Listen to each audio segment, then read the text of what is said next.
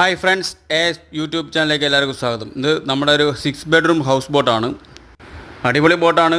നല്ല സ്റ്റൈല്, പുതിയ ഡിസൈനൊക്കെയാണ് ചെയ്തിരിക്കുന്നത്. നല്ല ലൈറ്റൊക്കെ ഇട്ട് അടിപൊളിയായിട്ടുണ്ട്. അപ്പോൾ 6 ബെഡ്റൂം ഹൗസ് ബോട്ടാണ്. ഒരു 150 പേർക്ക് ഡേ ക്രൂസ് പോകാൻ പറ്റും.